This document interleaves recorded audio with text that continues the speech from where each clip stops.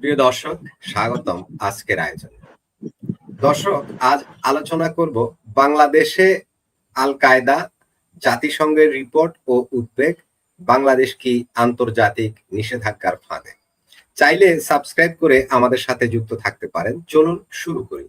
আমাদের সাথে যুক্ত আছেন রাজনীতি বিশ্লেষক শেখ ফরিদ ও রফিকুল ইসলাম ভূঁইয়া। আপনাদের দুজনকেই আমজনতার আজকের লাইভে স্বাগত জানাই। ফরিদ ভাইকে দিয়ে শুরু করি। ফরিদ ভাই, বাংলাদেশ নিয়ে জাতিসংঘ একটা রিপোর্ট প্রকাশ করেছে। বাংলাদেশে আল কায়দার ঘাঁটি আছে।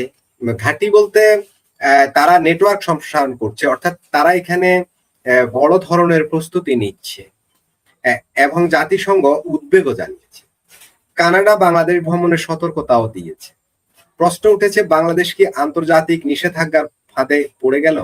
এমন ঘটনা তো পৃথিবীর বহু দেশেই ঘটে, যে জঙ্গি এইটা সেটা যখন এই ধরনের সিমটম দেখে এবং সেগুলো যখন বাস্তবেও দেখে, তখন এই দেশের উপরে এক ধরনের নিষেধাজ্ঞা চলে আসে, স্যাংশন। ফরিদ ভাই, আপনার কি মনে হয় বাংলাদেশ এই ধরনের একটা ফাঁদে পড়ে গেল? ধন্যবাদ আপনাকে, সেই সাথে আমাদের ভূঁইয়া সাহেব সহ আপনার আমজনতার দর্শকদের অনেক অনেক শুভেচ্ছা। আপনি যেটা বললেন যে বাংলাদেশ কি নিষেধাজ্ঞার ফাঁদে পড়ে গেল, তো পড়েই আছে। তো নিষেধাজ্ঞার ফাঁদে না, নিষেধাজ্ঞা তো অলিখিত নিষেধাজ্ঞা তো চলতেই আছে। এই আদম ব্যাপারী ইউনুস, এনজিওগ্রাম সরকারের ইউনুস এর সরকার এবং 22 মাসের, আর তারেক রহমানের 4 মাসের সরকার, মুশতাকা প্রধানমন্ত্রী, এই 22 মাসে কি 22 টাকা বিনিয়োগ বাংলাদেশে আসছে? এদেশে তো নিষেধাজ্ঞা চলতেই আছে, নিষেধাজ্ঞা কোথায় নাই? তার মধ্যে এটা হবে গোদের উপরে বিস্ফোরা, মানে বোঝার উপরে শাকের আটি। যখন জাতিসংঘ রিপোর্ট দেয় যে এই আপনি যেটা বললেন যে এখানে ঘাঁটি তারা নেটওয়ার্ক করতেছে, নেটওয়ার্ক কখন করে? যখন কোনো মানুষজন ঘাঁটি করেছে বলেই তো আপনি নেটওয়ার্ক করেছে। নেটওয়ার্ক তো এমনি হয় না, মানে এখানে সেই পরিস্থিতি পরিবেশ আগেই তো, এটা তো আমরা আগে বলেছি যে বাংলাদেশ ইসলামী জঙ্গিবাদে ছেয়ে গেছে, বাংলাদেশ মুসলিম মৌলবাদে ছেয়ে গেছে, বাংলাদেশে যে আপনার ব্যাঙের ছাতার মতো গিজ গিজ করা মাদ্রাসা তো এমনি বানায় নাই যারা করেছে। আপনি দেখেন তো যে ঢাকার যাত্রাবাড়ির দিকে তাকান, গাজীপুরের দিকে তাকান, সাভারের দিকে তাকান। আগে শুধু গ্রামের ওই অজপাড়া গ্রামে মাদ্রাসা হইতো, ঢাকা শহরের ভিতরে দেখেন পরিকল্পিত ভাবে, এগুলো তো পরিকল্পিত ভাবে করা হয়েছে মাদ্রাসা। আপনি দেখেন যাত্রাবাড়ি, এদিকে দেখেন গাজীপুর, সাভার। এরা কখনো বিএনপির ছত্র ছায়া, কখনো আওয়ামী লীগের ছত্র ছায়া, কখনো জাতীয় পার্টির ছত্র ছায়া, কখনো সাধারণ মানুষের টাকা পয়সা তো আছেই, ছত্র ছায়া তারা এগুলো করতেছে। পাশাপাশি তাদের দেশি বিদেশি ফান্ড, আপনি দেখেন সকালবেলা তারা জমি কিনে বিকেলবেলা ফাউন্ডেশন দেয়, পরের দিন সকালে একতলা হয়ে যায়। এটা এমনি হয়? বাংলাদেশ মানুষ এত ধনী হয়ে গেছে যে লাখ লাখ মাদ্রাসা বানাবে? আপনি দেখেন সৌদি আরব যে মসজিদের ঘোষণা দিয়েছিল যে তারা 560টি মডেল মসজিদ করবে, তারা প্রথমে বলেছিল 6,500 কোটি টাকা দিবে, পরে এটা বাজেট 8,500 কোটি টাকা লেগেছিল, তারা দেয় নাই, বাংলাদেশ সরকারকে করতে হয়েছে। আপনি দেখেন এই মাদ্রাসাগুলো ফান্ড করতে আসে মধ্যপ্রাচ্যে যারা চাকরি করে, আর বাংলাদেশের যারা একটু ধনী হয়, নাটক করুক, গান করুক, যাত্রা করুক, ফাত্রামি করুক, জোয়া খেলুক, গাঁজা বেচুক, ইয়াবা বাসুক, মসজিদ আর মাদ্রাসা বানাইতে কিন্তু ভুল করে না। নায়িকা হোক, গায়িকা হোক, নর্তকী হোক, ফর্তকী হোক, যাহা মন চায় তাহা হোক, তারা কিন্তু সবাই একটা করে দেখবেন যত বাংলাদেশের ধনী মানুষ আছে সবারই কিন্তু তার বাড়িতে গেলে একটা বই খুঁজে পাবেন না, মুকসুদুল মুমিনিন আর বেহেশতি যাওয়ার ছাড়া। কিন্তু তারা কিন্তু প্রত্যেকেই দেখবেন যে একটা করে মসজিদ মাদ্রাসা বানায়, আর গরিবেরা তো বেহেশতে যাওয়ার আশায় যা আছে সব দিয়ে দেয়। মনে করেন গার্মেন্টসে চাকরি করে, সে ধর্মের জীবনে সে এক ওয়াক্ত নামাজ পড়ার সময় নাই তার। গার্মেন্টসে যারা চাকরি করে ওই মেয়েদের আপনি জীবনে শুনছেন নামাজ পড়ায়? শুনেছেন কোনোদিন? আর ইসলামী ব্যাংকের ভেতরে যেটা নামাজ পড়ে সেটা তো একটা রাজনৈতিক নামাজ, সেটা আলাদা কথা। তাদের ব্যাংক চায় নামাজ পড়ুক, অজু থাকুক আর না থাকুক, ঠিক আছে, অজু করুক আর না করুক, সূরা পড়ুক আর না পড়ুক, নামাজ পড়তেই হবে। কিন্তু গার্মেন্টসে কোনোদিন শুনেছেন তাদের নামাজ পড়তে দেয়? দিবে না কোনো দিকে। এই গার্মেন্টসে যারা রাত দিন গাধার মতো খাটে, দাস দাসীর মতো খাটে, তারাও কিন্তু মাদ্রাসার জন্য যতটুকু দেওয়ার তারা দেয়। তো এই যে ব্যাংকের ছাতার মতো মাদ্রাসা গড়ে উঠেছে, এটার পিছনে তো রাজনৈতিক কোনো উদ্দেশ্য রয়েছে। বা যদি রাজনৈতিক উদ্দেশ্য নাও থাকে, যখন একটা শক্তি সৃষ্টি হয় সেটা রাজনীতিতে ব্যবহার হবেই। তার জন্যই তো দেখবেন যে মোল্লারা যারা আগে মিলাদ মাহফিল, মুসলমানি এগুলো নিয়ে ব্যস্ত থাকতো, বিয়ের সাথে কাজীগিরি করা, তারা এখন এমপি হয়, মন্ত্রী হয়, দেশ দখল করবে স্বপ্ন দেখে। তারা শাপলা চত্বরে ঘোষণা দেয় তারা প্রধানমন্ত্রী, লিল্লাখররা বাংলাদেশের প্রধানমন্ত্রী হয়ে যায়। তো আপনি মূর্খের শক্তিকে তো ফেলে দিতে পারবেন না। তো এটা আল কায়দার নেটওয়ার্ক বলেন, আর হিজবুত তাহরিরের নেটওয়ার্ক বলেন, আর আপনি মধ্যপ্রাচ্যের হিজবুল্লাহ আনেন, বা যে কোনো জঙ্গি সংগঠন আনেন, বা পাকিস্তানের জৈশে মোহাম্মদ, সব আছে। পাকিস্তানের জৈশে মোহাম্মদের রাইট হ্যান্ড বাংলাদেশে এসে ওয়াজ করে দেয়, তো এই দেশে যখন আমরা এটা বললাম আমাদের সাথে হাসাহাসি করলো। এই ইউনূসের আমলে বাংলাদেশে জয়শে মোহাম্মদের রাইট হ্যান্ড, আরে ভাই আমাদের জামালপুর সরিষাবাড়ি থেকে ওয়াজ করছে, তার সাথে বহু লোক ছবি উঠাইছে। আমরা এটা সমালোচনা করলাম বললে আমাদের বললো আমরা নাকি ইসলামোফোবিক, আমরা নাকি ইসলাম বিদ্বেষী, মুসলমান বিদ্বেষী। এখন এই যে আল কায়দার নেটওয়ার্ক আছে এটা বলাতে শুধু কি নিষেধাজ্ঞা দিবে মনে করছেন? এই দেশের মানুষ তো বিদেশে যাইতে পারবে না, এই দেশের ছাত্ররা ভিসা পাবে না, এই দেশের প্রবাসী শ্রমিকরা ভিসা পাবে না, এমনকি মিডল ইস্টও পাবে না এই খবরের কারণে। এটা তো আপনি বলতে পারবেন না এটা আওয়ামী লীগের নিউজ, এটা তো বলতে পারবেন না ভারতের নিউজ। এতক্ষণ যদি এটা ভারত থেকে নিউজ হইতো বা আওয়ামী লীগের নেতা বলতো, এই যে জননেত্রী শেখ হাসিনার পুত্র সজীব ওয়াজেদ জয়, বাংলাদেশের সাবেক উপদেষ্টা সরকারের, তিনি বলেছেন শুধু যে বাংলাদেশটা পূর্ব পাকিস্তান হয়ে গেছে, হাইরে সমালোচনা। এখন কি এটা তার চেয়ে কি বিপজ্জনক না যে বাংলাদেশে আল কায়দা নেটওয়ার্ক আছে? এটা কি তার চেয়ে বেশি বিপজ্জনক না? নিঃসন্দেহে বিনিয়োগ এই দেশে আপনি যেটা বলছেন নিষেধাজ্ঞা, নিষেধাজ্ঞাতে কবলে তো পড়বেই, কোনো সন্দেহ নেই। অলরেডি 2024-এর 5ই আগস্টের পরে থেকে আওয়ামী লীগ যেদিন নিষিদ্ধ করছে, ছাত্রলীগ নিষিদ্ধ করছে, তারা তো মূলত আওয়ামী লীগ ছাত্রলীগ নিষিদ্ধ করার মাধ্যমে পুরো বাংলাদেশটাকে নিষিদ্ধ করে দিয়েছে, 72 সংবিধান নিষিদ্ধ করে দিয়েছে, মুক্তিযুদ্ধ নিষিদ্ধ করে দিয়েছে। আদতে এই নিষিদ্ধ করার মাধ্যমে পুরো বাংলাদেশকে তারা নিষিদ্ধ করে ফেলেছে। এটার জন্য তো নতুন করে তাদের নিষেধাজ্ঞা দিতে হবে না, তারা নিজেরাই নিজেদের নিষিদ্ধতা ডেকে আনছে। 2024-এর জুলাই সন্ত্রাসে এই দেশের মোল্লা মিলিটারির মধ্যে একটা জঙ্গি আর মোল্লা মিলিটারিদের যে একটা কানেকশন, ইন্টার কানেকশন আছে, সেটা তো আমরা দেখে ফেলেছি। এই সেনাবাহিনীর পৃষ্ঠপোষকতাই তো মোল্লারা 2024-এর জুলাই সন্ত্রাস ঘটিয়ে সফল হলো। তারা আন্তর্জাতিক সম্পর্ক তো রয়েছে, সেটা আলাদা কথা। তো এটা তো নিষেধাজ্ঞা তো অবশ্যই দিবে। জাতিসংঘ একটা কথা বলেছে, আপনি সেটাকে, ইউরোপীয় ইউনিয়ন তো জীবন ওই দেশ আর বিনিয়োগ করবে না, কোনো দিনই আর বিনিয়োগ করবে না এই দেশে যতক্ষণ এই ঝুঁকি থাকবে। খোদ আমেরিকা বিনিয়োগ করবে না। আমেরিকা ইউরোপীয় ইউনিয়ন বাদ দেন, বাংলাদেশের যারা বিএনপির ধনী মানুষ আছে 10 টাকা বিনিয়োগ করতে শুনেছেন? ইভেন জামাত, যে জামাত মনে করতেছে তারা এখন বাংলাদেশ ব্যস্ত বানায় ফেলছে 2024 পরে। তো এটা জামাত যারা পেয়ারা পাকিস্তানি, তাদের জন্য তো এখন পুরা বেহেস্তের সময় চলতেছে, বেহেস্তি মোডে আছে। তো তারা কি 10 টাকা বিনিয়োগ করেছে শুনেছেন? কারণ তারাও জানে বাংলাদেশের অবস্থা খারাপ। তার উপরে গোদের উপরে বিস্ফোরা এই আল কায়দা নেটওয়ার্ক বাংলাদেশে সৃষ্টি হয়েছে। সুতরাং আপনি তো এখন এটা রক্ষা করতে পারবেন না এই দেশে। এবং এটা আমরা ডেকে এনেছি, এই বাংলাদেশের মানুষের জজবা বেশি।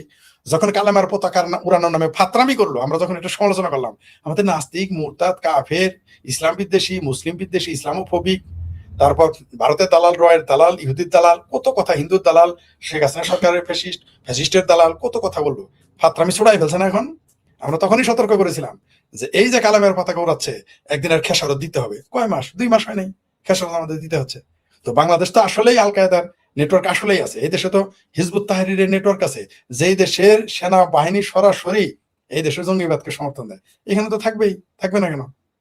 শুধু এখানে শেষ হবে না তো, এই বাংলাদেশটাকে যখন আফগানিস্তান থেকে আমেরিকা চলে যায়, তখনই বলেছিলাম যে এই যুদ্ধটা বাংলাদেশের দিকে আসবে, কিন্তু এত তাড়াতাড়ি আসবে আমরা জানতাম না। এই বাংলাদেশটাকে, এই বাংলাদেশের মুসলমানদের, এই মাদ্রাসাদের বাংলাদেশের একটা গৃহযুদ্ধে ব্যবহার করবেই। আর বাংলাদেশের মুক্তিযুদ্ধের পক্ষ বিপক্ষ শক্তি একটা তৈরি হয়ে আছে আগে থেকেই। আর মুক্তিযুদ্ধের বিপক্ষ শক্তি কারা আমরা জানি, এই ইসলামী জঙ্গিবাদ, মাদ্রাসায় পয়দা হয়ে যারা। এখন তো ঢাকা বিশ্ব, আপনার মাদ্রাসার কথা কেন বলবো আমি শুধু, এখন তো বাংলাদেশের স্কুল কলেজ বিশ্ববিদ্যালয় গুলো এক একটা বড় বড়, তার সাথে মাদ্রাসার সাথে মোর ক্যাথলিক দেন দা পোপ, পোপের সাথে বড় ক্যাথলিক হয়ে গেছে এই দেশের মাদ্রাসা। এই দেশের স্কুল কলেজ বিশ্ববিদ্যালয় গুলো তো এখন মাদ্রাসার সাথে ভয়ঙ্কর হয়ে গেছে। এই দেশে প্রাইভেট মাদ্রাসায় এখন আল কায়দা, জঙ্গিবাদ, হিজবুত তাহরির, তারপর হিজবুল্লাহ, হামাস, ঘামাস, এগুলোর ঘাঁটি আছে। আপনি দেখেন না কি মিছিল করে? আপনার মিছিল তো আপনার কথা মনে থাকার কথা যে সেই যখন ইরাক হামলা হইলো তখন কি বললো, আফগানিস্তানে হামলা হইলো কি বললো, যে তারা হবে তালেবান, বাংলা হবে আফগান। সেই মানুষগুলো তো সব মারা যায় নাই, আর সেই লোকগুলো তো সব চলে যায় নাই, আফগানিস্তানে চলে যায় নাই, তো তারা তো বাংলাদেশে আছে। আর এই দেশের মুক্তিযুদ্ধ বিরোধী শক্তি যারা, তারা তো সেই আল কায়দা বা স্বাধীনতা বিরোধী শক্তি যারা, তারা হিজবুল্লাহ, তারপর যত ইসলামী জঙ্গিবাদ আছে তাদের সমর্থন করে। এরা যখন মারামারি কাটাকাটি হয় তখন বলবে আমেরিকার সৃষ্টি, কিন্তু যখন জিতে যাবে বলবে যে আলহামদুলিল্লাহ। আফগানিস্তানে দেখেন নাই, তালেবান বলেছিল তারা আমেরিকার সৃষ্টি, বলে নাই? বলেছে। এখন আফগানিস্তান ক্ষমতায় গেছে, বলছে তারা এখন আলহামদুলিল্লাহ পাঠ করে। তো এরকম হিপোক্রেসি তাদের থাকবে, কিন্তু এই হিপোক্রেসি পৃথিবীর মানুষের কাছে স্পষ্ট হয়ে গেছে। মানুষ বুঝে ফেলেছে, আন্তর্জাতিক বিশ্ব বুঝে ফেলেছে যে বাংলাদেশে। ফরিদ ভাই, জাতিসংঘের যে রিপোর্ট, এই রিপোর্ট নিয়ে আরেকটু যদি ডিটেইলে যাই, সেটা হলো নিশ্চয়ই মনে আছে গত বছর ভারত মিয়ানমারের অভ্যন্তরে বিচ্ছিন্নতাবাদীদের ঘাঁটিতে সার্জিক্যাল স্ট্রাইক করেছিল। বাংলাদেশে যেসব জঙ্গিদের কথা বলা হয় তারাই নাকি দিল্লির লাল কেল্লায় হামলা করেছিল, মানে দিল্লির লাল কেল্লায় হামলার সাথে এদের সম্পৃক্ততা আছে AQIS এর। জাতিসংঘের এই যে রিপোর্টকে কেন্দ্র করে ভারত বাংলাদেশে হামলার সুযোগ নিতে পারে এমন মন্তব্য করছেন কেউ কেউ। আমি সোশ্যাল মিডিয়ায় বেশ কয়েকজনের আলোচনা দেখেছি। প্রশ্ন হলো, এই মন্তব্যের যুক্তিকতা কতখানি? ফরিদ ভাই। ভারত যদি পাকিস্তান হইতো, বার্মা হইতো, তাহলে এতক্ষণ আর জিজ্ঞেস করতে হইতো না, রিপোর্ট ছাড়াই হামলা করতো। যেভাবে ভারতকে খোঁচায় খামচায়, ভারতের যেভাবে চুলকায়, ভারত যদি বার্মা বা পাকিস্তানের মতো বুদ্ধিশুদ্ধি থাকতো তাহলে এতদিন আক্রমণ করে বসতো, এই রিপোর্ট লাগতো না, রিপোর্ট ছাড়াই করতো। কিন্তু ভারত আরেকটা কারণে বাংলাদেশ আক্রমণ করবে না, একটা হলো এই বাংলাদেশ পয়দাতে তারা সহযোগিতা করেছে তাই হামলা করবে না। তার চেয়ে বড় কারণ হলো ভারতের ভিতরে ভারত বিরোধী অনেক মানুষ আছে, বামপন্থীরা আছে, মুসলমানেরা আছে। যখনই বাংলাদেশে আক্রমণ করবে ভারত, এই ভারতের মুসলমান এবং এই ভারতের বামপন্থীরা ওই বিজেপি সরকারকে পতন ঘটাবে, সেই জন্য হামলা করবে না, এখানে ইচ্ছা থাকলেও করবে না। এরা 71 সালে কিন্তু ভারতের মুসলমানরা মিছিল করে নাই, 71 সালে বামদের কিন্তু এরকম নড়াচড়া করতে দেখেন নাই। আপনি দেখেন না অপারেশন সিন্দুরে যখন পাকিস্তানে হামলা করলো, প্রথমে বললো এটা কোনো হামলা হয় নাই, তারপরে বললো কেন সেখানে হামলা করলো, কেন পাকিস্তানের জিজ্ঞেস করলে হামলা করলো না, এটা ভারতের কমিউনিস্ট হিন্দুরা বলেছে, আমরা দেখেছি।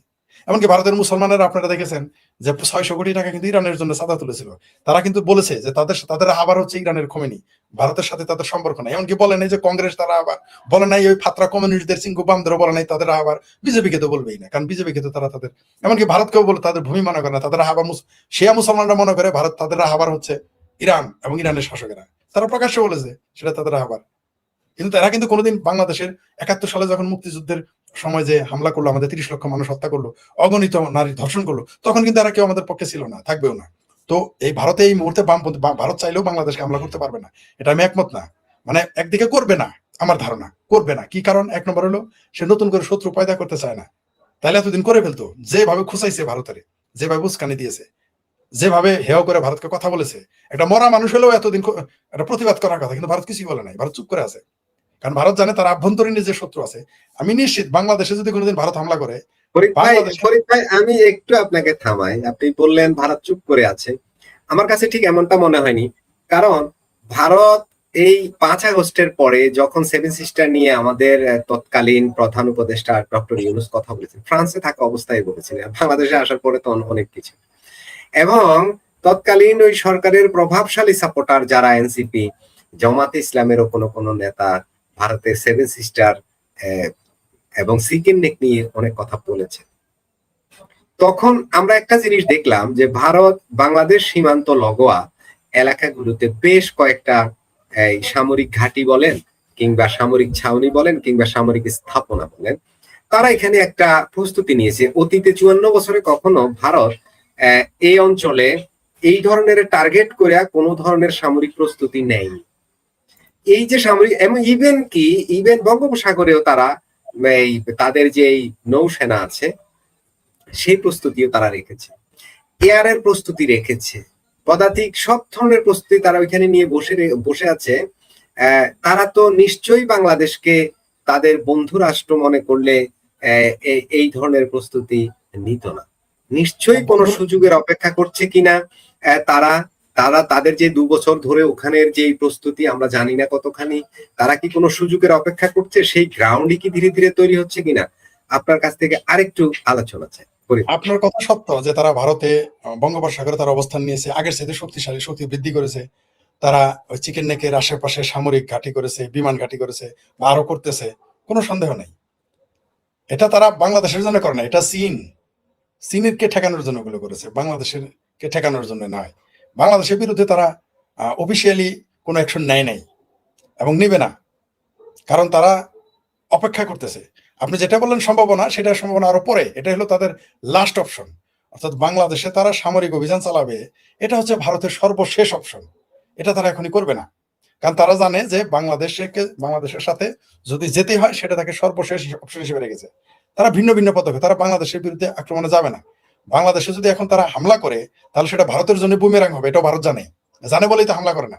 নইলে যেভাবে ভারতকে উস্কাইছে, আরে ভাই বললামই তো, একটা মরা মানুষেরও এগুলো বলেছে তারা, যে তারা তারা ঠিক সুস্থ থাকতে পারবে না, হামলা করে দিয়ে। বললামই তো, এটা যদি ভারত যদি পাকিস্তান বা বার্মার মতো মগজ থাকতো, এতক্ষণ তো বাংলাদেশ টুকরা টুকরা করে ফেলতো। কিন্তু ভারত সেদিকে যাচ্ছে না এবং যাবে না। তারা সামরিক অগ্রাসনটা বা সামরিক আক্রমণটা সর্বশেষ অপশন হিসেবে রাখবে। তাহলে তার অপশন আছে, আরে ভাই কালকে যদি বাংলাদেশে তেল দেওয়া বন্ধ করে দেয়, জ্বালানি বন্ধ করে, তাহলে তো বাংলাদেশের অবস্থা কেরাসিন হয়ে যাবে 3 মাসের মধ্যেই। পরশুদিন যদি বিদ্যুৎ দেওয়া বন্ধ করে দেয়, বাংলাদেশের অবস্থা কেরাসিন হয়ে যাবে। তো ভারত ঝুঁকি নিবে কেন? যুদ্ধ করা তো ভারতের জন্য ঝুঁকি। আমিও প্রথমে ভেবেছি ভারত কেন যুদ্ধে আসে না, এই করে না সেই করে না, পরে দেখেছি ভারত এটা লাস্ট অপশন হিসেবে রেখেছে। এটা আমার ধারণা যে তারা দেখলো যে আর তো তাদের ABCD অপশন রয়েছে। বাংলাদেশে জ্বালানি বন্ধ করে দিতে পারে, বাংলাদেশের সাথে বর্ডার সিল করে দিতে পারে।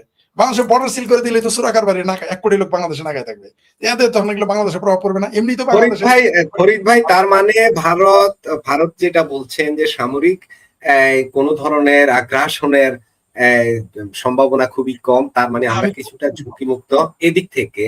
আর যে অর্থনীতির কথা বললেন যে বাংলাদেশের জ্বালানি সহ নানা দিক যেসব কানেক্টিভিটি আছে সেগুলো বিচ্ছিন্ন করে দিয়ে, তার মানে একটা বাণিজ্য যুদ্ধ বা এই ধরনের একটা কি বলে এটাকে, যেটা আপনার চ্যানেলে বলার কারণে ওটা মনে তো আছে, আপনার চ্যানেল গায়েব করে দেওয়া হয়েছিল, আমরা তো মনে আছে। ওই প্রথম দিনে আপনার চ্যানেলে সম্ভবত আমার প্রথম বক্তব্য ছিল, আমি তো বলেছি যে ফুড চেইনটা কেটে দিবে, যেটা কেউ সেটা কাট করে পরে ভারতীয় একটা ইউটিউব চ্যানেল, প্রখ্যাত ইউটিউব চ্যানেলে, সেটা আপনার জানেন গুহদার চ্যানেলে সেটা প্রচার করেছিল বলে আমরা জানি, আমাদের ভিডিও গায়েব করে দেওয়া হয়েছে, আপনার কাছে নাই, আমার কাছেও নাই। সেখানে আমি বলেছি যে জাস্ট ফুড চেইনটা কেটে দিবে। ফুড চেইনটা কেটে দিলে এই দেশে তো দুর্ভিক্ষ লেগে যাবে বাংলাদেশে। কালকে আমি বলেছি ফুড চেইন কাটতে হবে না, ভারত মানে আপনি তখন বলেছিলেন যে ভারত বাংলাদেশের অর্থনীতিকে ধ্বংস করে দিবে, অনেকটা কথাটা এরকমই ছিল। জাস্ট তাদের কাছে এমন উইপন আছে, যুদ্ধ করা লাগবে না, তারা এমনিতেই বাংলাদেশের অর্থনীতির উপরে বিশাল প্রভাব ফেলতে পারবে, যাতে বাংলাদেশের অর্থনীতি ধ্বংস হয়ে যায়।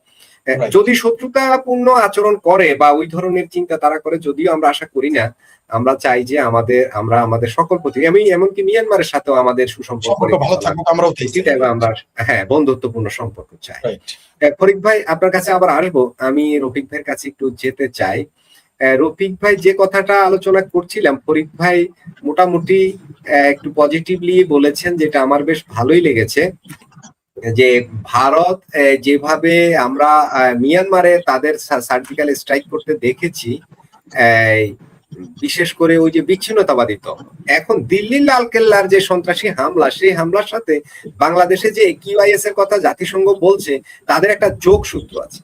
এখন ভারত যদি কোনো কারণে মনে করে যে এই হামলাগুলো বাংলাদেশ থেকে এই জঙ্গিরা করছে বা এই লোকগুলো করছে, এবং তাদের ঘাঁটি আছে সীমান্তে বা এই জায়গায় সেই জায়গায় বলে, ভারত চাইলেই তো কোথাও একটা সার্জিক্যাল স্ট্রাইক করে দিতে হতে পারে। এমন ঘটনা কি কেউ বলছে, সোশ্যাল মিডিয়ায় আমি দেখেছি, অনেকে বলতেও শুনেছি যে এই ধরনের ঘটনা ঘটতে পারে, যেহেতু দু দেশের মধ্যে সম্পর্কটা অনেক খারাপ পর্যায়ে চলে গেছে বা তিক্ত একটা সম্পর্ক দেখা দিয়েছে। এখন আমার কথা হলো, বা আমার জানতে চাওয়া, যে এই যে মন্তব্যগুলো আসছে, এই মন্তব্যগুলোর যৌক্তিকতা কতখানি, সংক্ষেপে যদি একটু আলোচনা করেন। ধন্যবাদ মাসুদ ভাই, ধন্যবাদ ফরিদ ভাই, ধন্যবাদ আপনার দর্শক শ্রোতা। মাসুদ ভাই, আপনার চ্যানেলে তো আমার শুরু, আপনার চ্যানেলে তখন ইউনুস আমল জমানা ছিল, তখন কিন্তু বাংলাদেশের যে পক্ষটা, একটা পক্ষ যে সব প্রশাসনই বলতে পারেন, ইউনুস যেহেতু সরকারে ছিল, ইউনুসের পক্ষ, ইউনুস নিজে যেভাবে ভারতকে উস্কানি দিত, তখন তো আর ফরিদ ভাইয়ের সাথে পরিচয় ছিল না, ফরিদ ভাইয়ের বক্তব্য আমি শুনতে পারি নাই তখনই আপনার ভিডিওগুলি পিছনের দিকে যদি যান দেখবেন, আমি সবসময় বলছি যে ভারত বাংলাদেশে কোনোদিন আক্রমণ করবে না।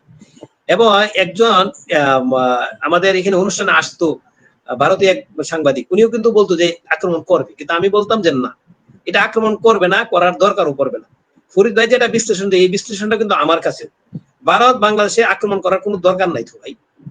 আপনার ভারতের সাথে আমাদের যে বাণিজ্য হয়, ধরেন আমরা যদি $2 বিলিয়ন আপনার এক্সপোর্ট করি, আমাদের টোটাল এক্সপোর্ট হলো 48 বিলিয়ন বা সামথিং, আর কমে গেছে ইদানিংকাল। কত পার্সেন্ট হয় 2 বিলিয়ন হইলে 48 বিলিয়নের মধ্যে? আর ভারতের আপনার এক্সপোর্ট হলো প্রায় 900 বিলিয়ন সারা বিশ্বে। বাংলাদেশে এক্সপোর্ট করে ইউনুসে আওয়ামী লীগের সময় করতো 9.5 বিলিয়ন, আর ইহন ইউনুসের সময় করছিল 13.5 বিলিয়ন বা 13 বিলিয়ন বা আশেপাশে, এখনো এই সেম অবস্থায় আছে। এখন আপনি ভারত যদি সাপ্লাই চেনের কথা যারা বললেন, আপনি একটা দেখেন তো, শুধু কালিয়ায় একটা কাঁচামরিচ হয়ে গেল 400 টাকা কেজি। যখনই ঘোষণা দিল, সাথে সাথে আপনার একদিনের মধ্যে কাঁচামরিচ এসে গেল 9 টন। আচ্ছা, সাথে পরের দিনে আপনার এইটা এসে বললো 200 টাকার কাছাকাছি। এখন 200 টাকার মধ্যে আপনার কাঁচামরিচ কিনা যায়। যদি এই কাঁচামরিচটা দিয়ে এই মুহূর্তে যদি আপনার ইন্ডিয়া থেকে যে না হইতো, এই কাঁচামরিচ 700-800 টাকা কেজি হইতো নিশ্চিত। এটা একটা বড় উদাহরণ। আরেকটা দেখেন আপনার এই যে তেলের যে পেট্রোল কি পর্যন্ত সরকার আনতেছে সেটা কিন্তু আমরা নিজেরা জানি না, কারণ তথ্যটা দেয় না। ইউনিসে না, এই সরকারের প্রথম দিকে তথ্যটা পাওয়া গেছিল যে প্রথম মাসে আসছিল 25,000 মেট্রিক টন, 25,000 মেট্রিক টন খেয়াল করেন ডিজেল। এরপর পরের মাসে আসছে 40,000 মেট্রিক টন ডিজেল। আবার এই মাসে অলরেডি আসছে 7,000 মেট্রিক টন, এবং সরকার অনেক বেশি চাইছে। আর ভারত সরকার বলছে যে আমরা আমাদের প্রোডাকশন বা আমাদের ক্যাপাসিটি অনুযায়ী আমরা চিন্তা করে দেখবো কতটুকু দেওয়া যায়। আর বাংলাদেশ সরকার কতটুকু চাইছে এটা কিন্তু বাংলাদেশ সরকার সীমানা দেয় নাই, তার মানে অনেক বেশি চাইছে। আর আমাদের এই মুহূর্তে জ্বালানির মারাত্মক ক্রাইসিস। এখন আপনি যে বলতেছেন আক্রমণ করার দরকার নাই তো ভাই, আমাদের অনেক কিছুই কিন্তু ভারত থেকে আসে। আরেকটা জিনিস বলি আপনাকে, আপনার গার্মেন্টসে যে গার্মেন্টস নিয়ে আমরা চিল্লাচিল্লি করেন, বাংলাদেশের অর্থনীতি দিয়ে চিন্তা করেন, বাংলাদেশের অর্থনীতি কিসের উপরে দাঁড়ায় আছে? গার্মেন্টস এর এক্সপোর্টের উপরে দাঁড়ায় আছে, তাই না? আমি যতটুকু জানি 85% এক্সপোর্ট, মানে টোটাল এক্সপোর্টের 85% হলো গার্মেন্টস পণ্য। সেই গার্মেন্টস পণ্য আপনার মূল র মেটেরিয়ালস দেয় আসে হলো আপনার যে তুলাটা ম্যাক্সিমামটা ইন্ডিয়া থেকে আসে। আপনি তুলা আপনি অন্য দেশ থেকে আনতে পারবেন, চায়না থেকে আনতে পারবেন, পাকিস্তান থেকে আনতে কিছু আনা হয়, কিন্তু ওটা আপনার কস্টিং অনেক বেশি পড়ে। বা আমেরিকা থেকে আনবেন অনেক বেশি পড়বে। ওই দামি যদি আপনার তুলা এনে আপনি যদি কাপড় তৈরি করেন, তাহলে আপনার এমনিতেই কিন্তু বর্তমানে আপনি একটু খুঁজে দেখেন আমাদের দেশের যে কাপড় যে ইউরোপে যায় এখন কিন্তু অনেক সাপ্লাই বেড়ে গেছে ঠিকই, কিন্তু আপনার মার্জিন কমে গেছে, মানে আগের চেয়ে লাভ কমে গেছে। এখন আপনি বেশি দামে যদি আপনার র মেটেরিয়ালস কিনে যদি আপনি কাপড় তৈরি করেন তাহলে আরো থাকবেন। আচ্ছা, আরেকটা জিনিস বলেন, সুতাও আসে আমাদের দেশে, সুতার ফ্যাক্টরি কিন্তু বেশি না, কিন্তু খুব কম। এই সুতাও কিন্তু ভারত থেকে আসে। এইগুলির যে ব্যাপার আছে, আরো অনেক ব্যাপার আছে যেগুলো আপনার অনেক আপনার সময় যদি সিজনাল কিছু প্রোডাক্ট আছে, যেমন এই মুহূর্তে কাঁচামরিচের সমস্যা, কাঁচামরিচ আপনার আনতে হয়েছে। আবার কোন সময় দেখবেন চাউলের সমস্যা হবে, রফিক ভাই, সর্বোপরি বাণিজ্য বাংলাদেশের আমদানি ভারত থেকে না করলে অনেক বেশি কস্ট দিয়ে অন্য দেশ থেকে আনতে হয়, ট্রান্সপোর্ট খরচ অনেক বেড়ে যায়, দ্রব্যমূল্য বেড়ে যায়। এইটাই তো বোঝাতে যাচ্ছেন, যার কারণে আমাদের ব্যবসার উপরে প্রভাব পড়ে। হ্যাঁ, তাহলে সুতরাং আপনার তো আক্রমণ করার দরকার নাই। এখন আক্রমণ আমি কিন্তু এই জিনিসটাই শুধু আসলে সবকিছুই তো এটার উপর ডিপেন্ড করে। আপনি তো না বলতেছেন, আপনি তো বলছেন যে ওই যে ভারতে আপনার ওই সীমানাতে আপনার সেনাবাহিনী ইয়া করছে, ক্যাম্প করছে, ই করছে। শুনেন, ভারতে কিন্তু অনেক আগে থেকে কিন্তু তাদের টোটালি আমাদের 4,090 না 93 কিলোমিটার যে সীমান্ত আছে, এর মধ্যে আপনার 600 সামথিং বা 650 কিলোমিটার ছাড়া বাকিটা পুরাটাই কিন্তু কাঁটাতারের বেড়া অলরেডি হয়ে গেছে। অনেক আগে থেকে কাঁটাতারের বেড়া তৈরি করতেছে, কারণ আমাদের দেশের মনোভাব কিন্তু ভারতীয়রা কিন্তু বুঝতে পারছে অনেক আগে থেকে, যেখানে অনেক দিন আগে থেকে কাঁটাতারের বেড়া তৈরি করতেছে। আপনি মেঘালয় সীমান্তে যান, আমি ঘুরে আসি, অনেক উঁচু আপনার কাঁটাতারের সীমান্ত অলরেডি বেড়া দিয়ে দিছে। সুতরাং তারা কিন্তু এই জিনিসটা বুঝতেছে যে আমাদের দেশের মনোভাব। যেমন আপনি একটা বলি যে পিউ রিসার্চ সেন্টার একটা ইয়া আছে, ওই যে আমেরিকার নাকি একটা ইয়া, সেটা একটা ডাটা বের করছে যে বাংলাদেশের মানুষ কত ভারতের মানুষকে কত পার্সেন্ট পছন্দ করে, আর ভারতের মানুষ বাংলাদেশের মানুষকে কতটুকু পছন্দ করে। যা আমি বলি একুরেট তথ্য না হোক, যে তথ্যটা তো আছে যে মানসিকভাবে পাকিস্তানের মানুষ বাংলাদেশকে কিভাবে আপনার পছন্দ করে কিনা, নেগেটিভ কিনা পজিটিভ, আর বাংলাদেশের মানুষ পাকিস্তানের পজিটিভ। এটা ধরেন আমাদের যে পিউ রিসার্চ সেন্টারের যে রিপোর্টটা আছে, এটা নিয়ে আমি পুরোটা এখনই একমত না, তবু আমি এটা কাছাকাছি তো অবশ্যই আছে যে 2024 আগস্টের আগে তখন ছিল বাংলাদেশের মানুষের মনোভাব ভারতের প্রতি পজিটিভ ছিল 56%, এখন নাকি কমে আইসা করছে 49%। আমরা এটা এই জন্যই আমার দ্বিমত, ধরেন 56% আছে, 56% 60% আছে, জরিপের কথা বাদ দিলাম, 60% মানুষ কিন্তু আমাদের বাংলাদেশের মানুষ ভারতের প্রতি পজিটিভ। এখন এই জরিপটাকে নাকি আবার বলছে বাংলাদেশ মিডিয়াতে সুন্দর করে আজকে 2-3 দিন ধরে আজকেও ফলো করছে, আজকেও শুধু ফলো করে বলতেছে যে ভারতের প্রতি বাংলাদেশের মানুষের মনোভাব। আবার আরেকটা আজকে ডাটা দিছে, ভারতের যে মুসলমান, আমি বলি আপনাকে খুব সুন্দর একটা, আমি একটা ভিডিও করবো আজকে, ভারতের যে মুসলমান আছে এরাও বাংলাদেশের মানুষকে পছন্দ করে না। তার মধ্যে এই রিপোর্টের মধ্যে আছে, আমাদের একটু আগে আমাদের মিডিয়াতে আসছে আপনার স্টিকার আসছে, কার্ড, যেটা ফটো কার্ড বলে, ভারতের মুসলমানরাই নাকি আমাদের 41% আপনার পছন্দ করে। ভারতের যদি টোটালি 100% মুসলমান থাকে, এর 41% মুসলমান শুধু পছন্দ করে বাঙালিদেরকে পছন্দ করে।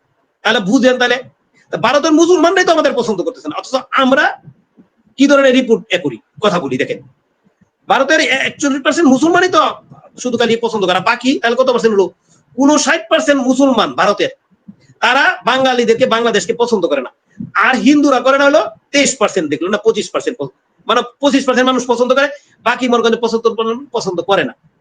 এখন দেখেন টোটাল ডাটা মিলায় দেখা গেল যারা মুসলমান আমরা এই দেশের থেকে বাংলাদেশ থেকে পাকিস্তান বলতে হয়ে যায় কি জানি, হার্ট ফিল করি, মাথা নষ্ট হয়ে যায়। পাকিস্তান হলে আমরা সবকিছু দেওয়াতে রাজি আছি। ফরিদ ভাই তোমার করেন আপনি এটা সুন্দর করে বলতে পারেন, আমি ওগুলি বলি না। মানে পাকিস্তান হলে আমরা সব, মানে আমাদের বর্তমান মিডিয়াগুলি এমন ভাবে প্রচার করে। আমি একটা জিনিস পাইলাম, আপনার এনটিভি অনলাইনে আপনার একটা আছে, দিছে আপনার মানে সংবাদ প্রচার করছে যে ভারত নাকি আমাদের টোটাল এনার্জি সেক্টরকে গলার মধ্যে দড়ি লাগাই আছে, পায়ের মধ্যে দড়ি লাগাই আছে এবার শেখ হাসিনার সহযোগিতা। সে বলতেছে যে 16% এনার্জি নাকি ভারতের থেকে আসে। বিদ্যুতের কথা বলছি, বিদ্যুৎ কিন্তু আমাদের এখানে যদি 16,000 মেগাওয়াট বিদ্যুৎ উৎপন্ন হয়, ভারত থেকে আসে মাত্র 1600, তাহলে কত পার্সেন্ট হয়? তাহলে এখন এই বিদ্যুৎ যদি না থাকতো, এই 1600 মেগাওয়াট যদি না আসতো, তাহলে কি অবস্থা হইতো? আর ভারতের সহযোগিতা আনতেছিল ইয়ার থেকে, ওই যে নেপাল থেকে। মানে এইটাকেও সে নেগেটিভ ভাবে প্রচার করতেছে। মানে ওই শেখ হাসিনা বিদ্যুৎ সেক্টর ভারতের কাছে বিক্রি করে দিয়েছে, মানে ওদের কাছে আপনার জিম্মি হয়ে গেছে। মানে প্রচারের যে নেগেটিভ সাইডটা সেটা আমি বলতেছি। এখন আমি এটা শুনছি, এটা কি আর ভারতীয় জনগণ শুনতেছে না? বলেন আপনি, ভারতীয় জনগণ শুনতেছে? তারা বাংলা ভাষাভাষী যারা আছে এরা শুনতেছে না এই প্রচারটা?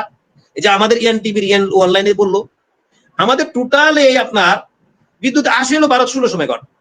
কত পার্সেন্ট হয় আপনার? একটু পার্সেন্টেজ হলে আমি বুঝতে পারতাম, আপনি যদি বাইর করে দিতে পারতেন তাহলে আপনার দর্শকরা শুনতে পারতো। আমাদের যদি 1600 মেগাওয়াট যদি চাহিদা হয়, পার্সেন্টেজের তো দরকার নাই আমার। যেটা আপনি বললেন যে ভারত থেকে বিদ্যুৎ আসে, আবার ভারতের মাটি ব্যবহার করে নেপাল থেকে বিদ্যুৎ আসে, এর মধ্যে আবার নেপাল থেকে বিদ্যুৎ বাড়ানোর প্রস্তাবও দিয়েছে। ভারতের সঞ্চালন লাইনের ভিতর দিয়েই কিন্তু বিদ্যুৎটা আসে, ওই লাইনটা আমাদের না, ওটা ভারতেরই। তো ভারতের আবার সঞ্চালন লাইনের ক্যাপাসিটির সমস্যা আছে, সেই কারণে মানে এখন বলছেন যেটা বললেন, জি বিদ্যুৎ যেটা ভারত থেকে আসে এটা বাংলাদেশ থেকে নেগেটিভ প্রচার করে। বেশ ভালো তো, আমরা কেন ভারতের কাছ থেকে এই বিদ্যুৎ আনছি? কেন আমরা এই চুক্তি কেন বাতিল করে দিলাম না? আমরা ভারতের উপর দিয়ে নেপাল থেকে কেন বিদ্যুৎ আনি? আমরা ভারত থেকে কেন এখন জ্বালানি তেল আনি? আমাদের এই যে টাকাগুলো আমরা ভারতকে কেন দিচ্ছি? আমার দেশের টাকা, যে দেশকে আমি শত্রু মনে করি, আমি মনে করি সে ভালো না, তার সাথে কেন তাকে তো আমরা গালাগালি করতেছি সকাল সন্ধ্যা দুপুর 5 বেলা রুটিন করে। তো ওদের কাছ থেকে আমার এত কেনাকাটার কি প্রয়োজন? কেন আমরা করছি? আপনার কি মনে হয়? না, এই কথাটা বলছি আপনাকে যে এই যে একটা প্রচারটা দিয়েছেন, এই প্রচারটা জনগণের কাছে যায়। এখন এই যে মনোভাবের কথা বললাম, মনোভাব তো সাধারণ জনগণের মনোভাব, এটা এই পিউ রিসার্চ সেন্টার বলছে। এটা আমি এত অথেন্টিক না হলে তো অথেন্টিকের কাছাকাছি তো আছে, 80% অথেন্টিক হতে পারে। কিন্তু আমাদের অনলাইন মিডিয়াতে তো সে প্রচার করছে, যারা সচেতন তারা শিক্ষিত মানুষ, তারা প্রচার করতেছে। এটা কি বাস্তবে আসলে কি ঠিক? আপনি যেখানে কাঁচামরিচ আপনি কেন আনতে গেলেন? 1000 টাকা কেজি আপনি খাইতেন, মানে ইন্ডিয়া পাকিস্তান দিয়ে নিয়ে আসতেন, এটা তো আর বলে না। আবার ডিজেল পাইপলাইন দিয়ে আবার কেন ইন্ডিয়াতে আনতেছেন, সেটা তো বলে না। বলতেছে যে এনার্জি সেক্টরকে শেখ হাসিনার ওই সময়ে ফ্যাসিবাদের যেটা বলা হয়, ওই সময়ে ভারত থেকে আমাদের আমদানি হতো 7 থেকে 9 বিলিয়ন ডলারের। এখন সেটা 14 থেকে 23-24 বিলিয়ন ডলারে চলে গেছে। তো আমরা এই টাকাগুলো ভারতকে কেন দিচ্ছি? ভারতের দিচ্ছি নাকি? উপরে যখন আমরা বলছি এই দিল্লি না ঢাকা, ওদিকে টাকাগুলো হুড় করে ভারতকেই দিয়ে দিচ্ছি, কারণ কি? আমি এই কথাটা একটু জানতে চাচ্ছি। না শুনেন, কারণ কি? এটা তো কারণটা এরা একমাত্র জানে। আমি একটা কথা বলি, কারণটা শুনেন, আমি সবসময় বলি যে ভারত একটা বৃহৎ প্রতিবেশী। আমাদের প্রায় জিনিসের জন্য ভারতের কাছে আপনার যেতে হয় বিপদের সময়। আপনি সবসময় না আনলেন, কিন্তু এমন একটা সময় আসে তখন কিন্তু না এনে উপায় নেই। এটা হলো কাঁচামরিচ, এটা হলো জ্বলন্ত উদাহরণ হলো আপনার ডিজেল। সবসময় আনলেন না, কিন্তু আনতে হবে। বছরের কোনো না কোনো সময় এটা সেটা আনতে হবে। মানে সারা সময় আপনার বিপদের জিনিসগুলি আনতে হবে, আপনি নর্মাল জিনিসগুলি না আসে। কিন্তু ভারত কি এরকম কোনো জিনিস আছে বাংলাদেশের কাছে কি আপনাদের কাছে আবেদন জানাইছে, বা আমাদের অনলাইন মিডিয়াতে বা কোনো মিডিয়াতে বলছে যে ভারত তো জরুরি ভিত্তিতে এই সাহায্য চাইছে, নাহলে তাদের দেশ চলতেছে না? তো তাই নাই। তাহলে এই যে প্রচারণাটা করে আমাদের যে এই মিডিয়া, আমাদের তো 24-এর আন্দোলনের ভিত্তিটাই ছিল সমতার ভিত্তিতে। তো আমাদের সমতাটা কোথায় হলো? যেখানে আমার 1.5 থেকে 2 বিলিয়ন সেখানে রপ্তানি হয়, আমি 14 থেকে 25-23 বিলিয়ন আমি আমদানি করি। সমতাটা কোথায় হলো? আমি এই সমতাটা কর্তৃপক্ষকে প্রশ্ন করতে চাই। সমতার শুনেন, আপনি এটা 2 বিলিয়ন না, 1.93 বা 2 বিলিয়ন ছিল শেখ হাসিনারা বলে, বুঝছেন? আর ইনপুট হয়তো আপনার 9 পয়েন্ট বা সামথিং প্লাস। আর এই ইউনুস সরকার এবং এই সরকার দুইটা যদি মিলা চিন্তা করেন, ইউনুস সরকারের আমলে আপনার এটা এক্সপোর্ট কমে গেছিল $1.7 আইসা করছিল আমাদের এক্সপোর্টটা, মানে আমাদের এক্সপোর্ট কমে গেছিল কিন্তু ইনপুট বাড়ছে। এখনো কিন্তু এখন নতুন করে কিন্তু ডাটা, আমাদের যেহেতু ডাটা তা তো আমরা তো বের করা মুশকিল, ডাটার অনলাইন মিডিয়াতে যখন আসে আমরা তারা মিডিয়া বিভিন্ন মিডিয়া থেকে আসে তখন এটা পাই, কিন্তু এই ডাটাটা দেয় না যে বর্তমান সময়ে এক্সপোর্টটা ইন্ডিয়াতে কত আছে। তবে আমি যতটুকু জানি এক্সপোর্ট ইন্ডিয়াতে কম কিন্তু ইম্পোর্ট বেশি। আমি কয়েকদিন আগে পাইছিলাম যে $13.5 বিলিয়ন উপরে আছে এক্সপোর্ট, মানে ইম্পোর্ট। মানে আপনি সারাদিন গালাগালি করবেন ফরিদ ভাইয়ের কথা, কিন্তু আপনার ঠিকই রাত থেকে বসে থাকবেন ভাই দেন, উপায় নাই। এটা হলো আমাদের চরিত্র।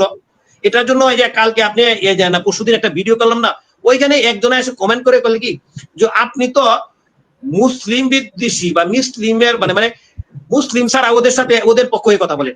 আরে ভাই আমি কার সাথে কার পক্ষ হয়ে কথা বলবো, কার সাথে আমার বিবেক, মানে ওরা এই যে কালকে বলছিলাম না পরশুদিন ফরিদ ভাই শুরু আজকে যে আমার ভাগ্য ভালো ওদের, আমার যদি দাড়ি যদি না থাকতো তাহলে নাস্তিক বানায় ফেলতো, ভারতের দালাল বানায় ফেলতো।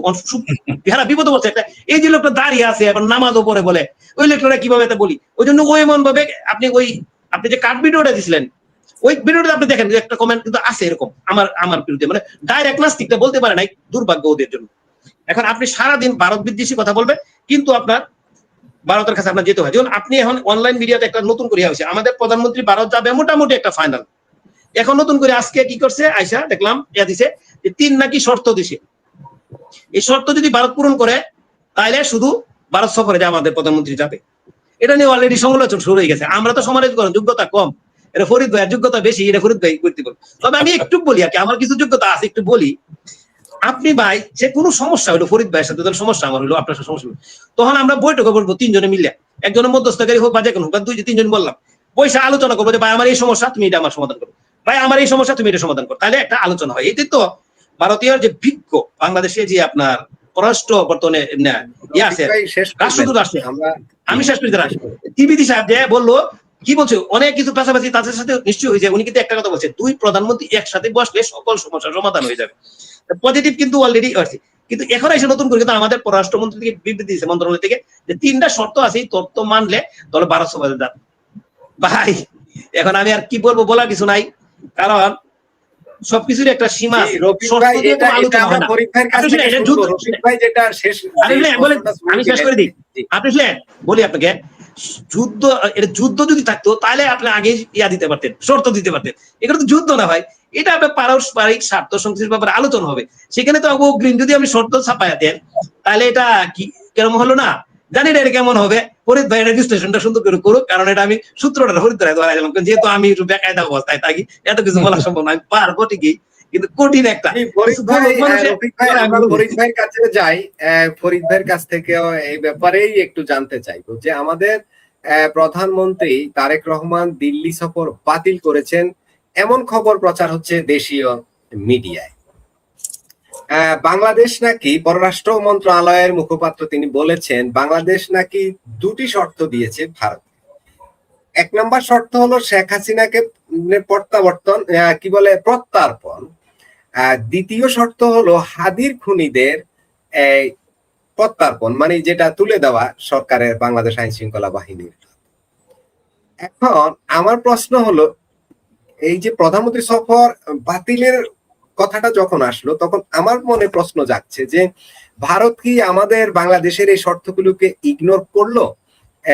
ফরিদ ভাই আপনার মতো করে এইটা একটু জানতে চাই।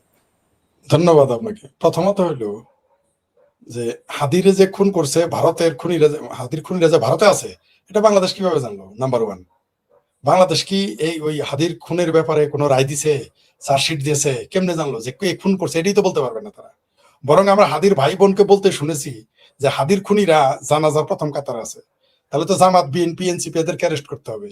এগুলো তো ফাতরামি, মানে না যাওয়ার, ভারতে না যাওয়ার, ভারতে না গেলে তারেক রহমান যদি ভারতে না যায় তো ভারতের কি মহাভারতটা শুদ্ধ হয়ে যাবে? বরং বিপদে পড়বে তারেক রহমান। এই যে এত যে দুর্বুতর করে এত ফাতরামি করে, ওই যে আমাদের ভুইয়া সাহেব বললেন সারাদিন ভারতের গালি দেয়, সন্ধ্যাবেলায় কয়েক পেটে তো ভাত নাই, করে ভাত দাও, ঘরে তো বাতি জ্বলে না, একটু কেরাসিন দাও। ফাতরামি ছাড়া তো আর কিছু না। এই যে কারেন্টের কথা নিয়ে, বিজলির কথা নিয়ে, গ্যাসের কথা নিয়ে কত ফাতরামি করতেছে। এরা যদি এতই মুরত থাকে বিদ্যুৎ পাকিস্তান থেকে আনলেই তো হয়। গ্যাস ডিজেল পাকিস্তান থেকে আনলেই তো হয়, পাকিস্তান পেয়ারা ভাই, ইসলামী পাকিস্তান, ওইখানে ফু দিলেই তো ডিজেল হয়ে যাবে, ওইখান থেকে চাল ডাল নুন তেল আনলেই তো হয়। আবার শুনলাম আমাদের শিক্ষামন্ত্রী বলে পাকিস্তানের শিক্ষা ব্যবস্থা নাকি সবচেয়ে ভালো, তাহলে বাংলাদেশে এত স্কুল কলেজ মাদ্রাসা দরকার কি, সব পাকিস্তানে যায় পড়ালেখা করুক। আবার বাংলাদেশের স্বাস্থ্যমন্ত্রী এও নাকি বলে যে পাকিস্তানের চিকিৎসা ব্যবস্থা খুব ভালো, তাই ভিসার জন্য তো কোনোদিন পাকিস্তানে গিয়ে জামাতিদেরও তো লাইন দিতে দেখি না। এই দেশের যে সবচাইতে পেয়ারা পাকিস্তানি, যেটা যেটা স্বঘোষিত পেয়ারা পাকিস্তানি, সে সাংঘাতিক ইলিয়াস, সে তো আমেরিকা যায় বসে আছে, ও তো পাকিস্তান যাবে না বলেও, ওরা যদি পাকিস্তান মাগনা চিকিৎসা করে তারপরেও তো যাবে না। কিন্তু আমাদের স্বাস্থ্যমন্ত্রী বলে পাকিস্তান নাকি সবচেয়ে শিক্ষা ব্যবস্থা ভালো, তো যায় না কেন? এগুলো হচ্ছে রাজনৈতিক ভণ্ডামি ফাত্রামি, এগুলো তারা বলবেই। তারেক রহমান যদি ভারতে না যায়, ভারতের কি ঠেকাটা পড়ো, কি লসটা হয়ে যাবে ভারতের, বুঝবে তো না যাওয়ার পরে। তারেক রহমান না যাওয়ার পরে না বুঝবে। ওই যে ভাবির পোলাদের জন্য আমার আরেক ভাবির পোলা বলছে কি যেন পারভেজ মলম নাকি গার্বেজ মলম, সে বলেছে যে আত্মহত্যা করবে, এরকম নাকি বলেছে। আবার কেউ বলেছে তার যাওয়া উচিত না, তো শেখ হাসিনাকে ফেরত দিবে কেন, কি কারণে ফেরত দিবে, কি কারণে? তারা বলুক যে এই কারণে ফেরত দিবে, যে শেখ হাসিনা হত্যাকারী, এই জন্য। শেখ হাসিনা যদি তাদের ভাষায় 800 হত্যাকারী হয়, তাহলে 30 লক্ষ হত্যাকারীকে নিয়ে তো তারা সংসদে বসে থাকে, এত তো একটু লজ্জা থাকা উচিত। শেখ হাসিনাকে তারা চাবে, তারা এমন হত্যা মামলায় তাকে আসামি করেছে, ফাঁসি দিয়েছে, দণ্ড দিয়েছে, যে তার মধ্যে 300-400 জীবিত উদ্ধার হয়ে আসছে, জিন্দা শহীদ। চার্জশিটে নাম নাই, পোস্টমর্টেম রিপোর্ট নাই।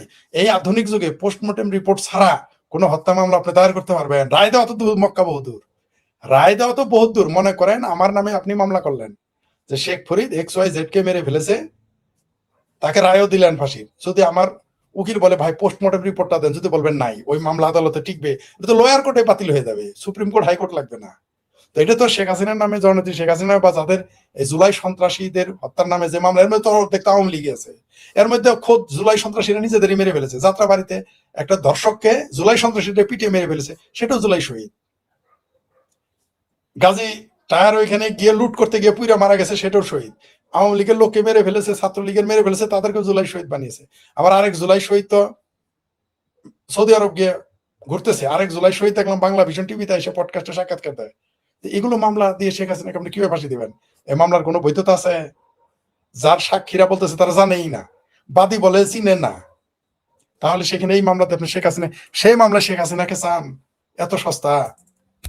আর হাদির খুনির কথা যেটা যে শর্ত দিয়েছে, এগুলো হলো বাহানা, যাতে না যায় না। ভারত আপনাকে যেতে বলছে, কে যায় না, দাওয়াত দিচ্ছেন, নিয়েন না, শেষ, দাওয়াত খাবেন না, শেষ, শর্ত দিয়ে। মানে এগুলো আর কি করতেছে? ওই যে বললাম তো যে ভারত বাংলাদেশের কপাল ভালো। জি বলেন, কি যেন বলতে চাইছেন? একটা পয়েন্ট দিয়ে দিচ্ছি আপনাকে। ভারতে যে কারাগারি আছে 4-5 হাজার মানুষ বহুত দিন আগে থেকে, ওটা বিরত নেয় না কেন? আর নতুন করে যে সাক্ষাৎকার দিয়ে বাংলাদেশি যে সাক্ষাৎকার দিল যে আমি এমুক এমুক জায়গায় আমার বাড়ি, এমুক জায়গায় আমি বাড়ি, ওটা আনে না কেন সেটা বলে? ওইটা আনবে কেন? ওইটা কেন? 1 কোটি তারা রোহিঙ্গার নাগরিকত্ব দিতেছে, রোহিঙ্গার পাসপোর্ট দিতেছে, কিন্তু বাংলাদেশি রোহিঙ্গা যেগুলো বাংলাদেশ থেকে রোহিঙ্গা ভারতে গিয়ে কামলাগিরি করতেছে, বান্দিগিরি করতেছে, কাজের লোক হয়ে আছে, দিন মজুরি করে, তাদেরই তো ফেরত নেয় না বাংলাদেশ সরকার। যারা সীমান্তে এসে চিৎকার করতেছে তারা বাংলাদেশি। আর ছেলের ফরিদ ভাই একটু তাহলে আপনার এই আলোচনার সাথে একটু যুক্ত করে দিই, তাহলে আমাদের আলোচনাটা পূর্ণাঙ্গ হবে। আমরা তো শেষের দিকে চলে আসছি, আলোচনা তো বেশি করতে পারবো না, আমার কিন্তু আলোচনা আর অনেক রয়ে গেছে। এটার সাথে একটু যুক্ত করে দিই, তাহলে সমন্বয় হবে। ভারতের সাথে আমাদের দ্বিপাক্ষিক সম্পর্কগুলোর কি হবে, যেটা বলছেন, এই যে প্রাইম মিনিস্টার যাবেন না, শর্ত দিচ্ছেন, ভারত বারবার রিকোয়েস্ট করছেন যে আপনি আসুন। হ্যাঁ, একদম যেদিন শপথ ওই দিনই আমন্ত্রণ পত্র দিয়েছেন। এরপরে তো দিলেন বিমস্টেকে চেয়ারপারসন হিসেবে ব্রিক্স এর দাওয়াত দিলেন। এখন আবার তাকে আবার ব্রিক্স এর আগেই তাকে সে দেশ সফরের আমন্ত্রণ জানালেন, কি বলে আগামী মাসের শেষের দিকে, মানে কত 22-23 তারিখের দিকে যাওয়ার একটা সম্ভাবনা তৈরি হয়েছিল। দু দেশের মধ্যে কর্মকর্তারা উচ্চ পর্যায়ের তারা আলোচনা শুরু করে দিয়েছেন। সিকিউরিটির ব্যাপার আছে সেখানে, সেখানে এসব বিষয় নিয়ে তো কথা হচ্ছে, বা কি কি বিষয় নিয়ে আলোচনা হবে কথা হচ্ছে। এখন যদি প্রাইম মিনিস্টার সেখানে না যান, আমাদের তো মূলত যত সমস্যা, আমাদের সব সমস্যা হলো মূলত ভারতের সাথে। আর ভারতের যত সমস্যা তার একটা অংশ আমাদের সাথে, নেপালের সাথে, চীনের সাথে, যাদের সাথে বর্ডার আছে তাদের সাথেই তো, প্রতিবেশীর সাথেই তো মানুষের সমস্যাটা একটু বেশি থাকে স্বাভাবিকভাবে। অন্য দেশে, দূর দেশের কারোর সাথে খুব বেশি সমস্যা থাকবার কথা না, সবচেয়ে বেশি সমস্যা প্রতিবেশীর সাথে হওয়ার কথা। এখন ভারতের সাথে আমাদের দ্বিপাক্ষিক যে সম্পর্কগুলো রয়েছে, যদি আমাদের দু দেশের মধ্যে সম্পর্কটা এভাবে তিক্ততা চলতেই থাকে কিংবা বাড়তেই থাকে, তাহলে আমাদের দ্বিপাক্ষিক সম্পর্কগুলোর কি হবে? বিশেষ করে তিস্তা চুক্তি, গঙ্গার পানি বন্টন চুক্তি, সীমান্ত হত্যা, অনেক বিষয় তো আছে। বাণিজ্যের সমতা, কি বলে এটাকে, আমদানি রপ্তানির যে ঘাটতি, ভারতের সাথে আমাদের সেই ঘাটতি তো এখন হু হু করে বাড়ছে। তো এইসব যে সমস্যাগুলো, এগুলো আমাদের সমাধান, মানে সর্বোপরি বাংলাদেশ ভারত সম্পর্ক কোন দিকে যাচ্ছে বলে মনে করেন? আমি একদম শেষ করে দিলাম, অনেক বিষয় আছে আমার আলোচনা, মানে প্রশ্নের ভিতর, প্রশ্নটা বড়, আমি সংক্ষেপ করে দিলাম যে সম্পর্কটা আসলে যাচ্ছে কোন দিকে, আমাদের এইসব এই দ্বিপাক্ষিক বিষয়গুলোর কি হবে? এখানে আমি বারবার বলে আসছি যে আমাদের কপাল ভালো। শরীফ ভাই, সাউন্ড একটু কম হচ্ছে মনে হয় আজকে। সাউন্ড কম হচ্ছে, এক মিনিট আমাকে একটু, আচ্ছা, এখন ঠিক আছে কিনা দেখেন তো, এখন শোনা যায়? জি, হ্যাঁ, ঠিক জি। আছে। শুনেন, আমাদের কপাল ভালো, যেটা বারবার এবং বলে আসছে এবং বলবো, যে আমাদের কপাল ভালো যে ভারতের মতো একটা নিরীহ শক্তিমান প্রতিবেশী দেশ পেয়েছি।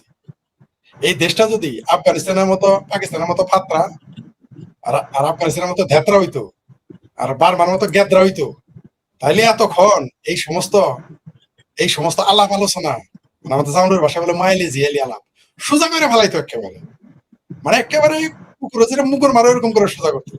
তো ভারত নিরীহ প্রতিবেশী, শক্তিমান অর্থনৈতিক ভাবে, সামরিক ভাবে, কিন্তু আর নিরীহ প্রতিবেশী, তাই যা ইচ্ছা তাই ফাত্রামি বাংলাদেশের জনগণ এবং বাংলাদেশের তথাকথিত সরকার করতে পারতেছে।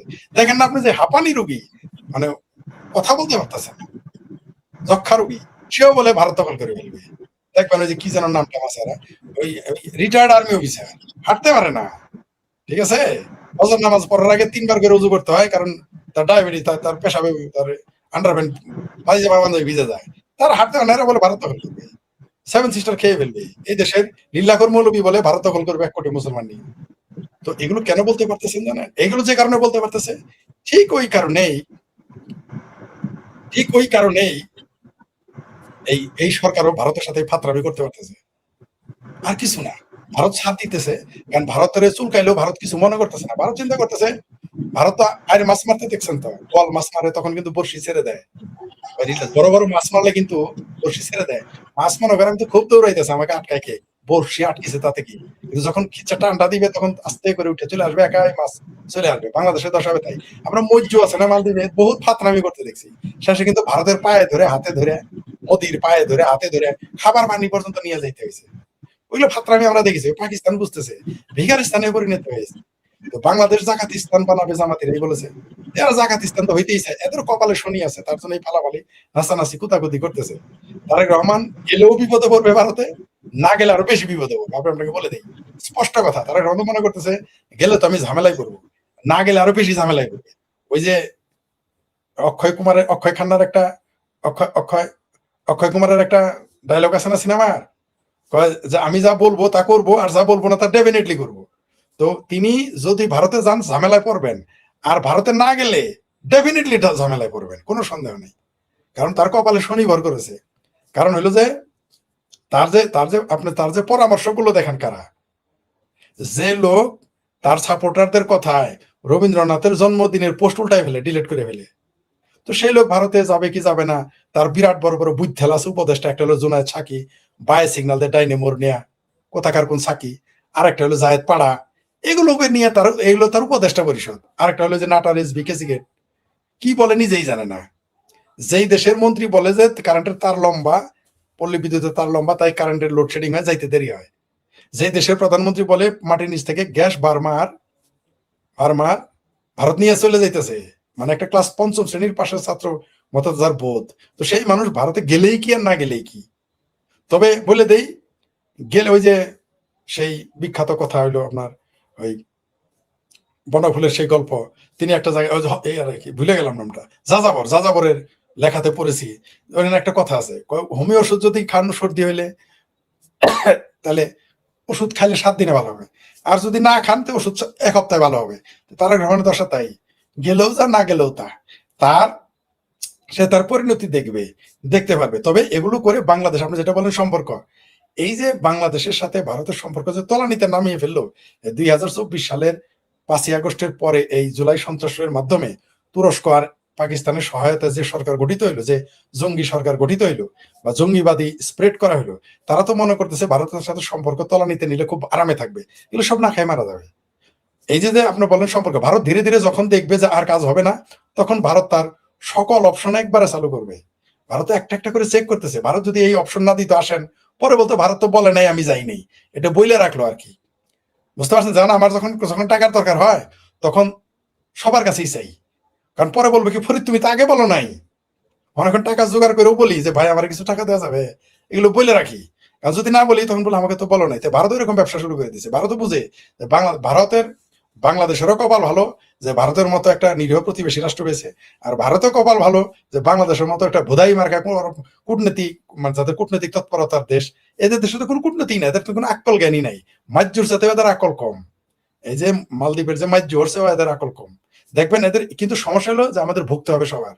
এই দেশের জনগণ ভুগবে। এই দেশের যদি ভারতের সাথে বাংলাদেশের সম্পর্ক একেবারেই তলানিতে চলে যায়, তখন এই বাংলাদেশের মানুষ না খেয়ে থাকবে, দরিদ্র হয়ে যাবে। আর যারা এখন ক্ষমতায় আছে এবং যারা পেয়ারা পাকিস্তান, তারা তো চাইবেই যে একটা ধনী বাংলাদেশ যাতে না হয়, একটা আইন শৃঙ্খলা পরিস্থিতি ভালো থাকে এরকম বাংলাদেশ না থাকে, যাতে তারা বলতে পারে যে স্বাধীন হয়ে ভুল করছিল।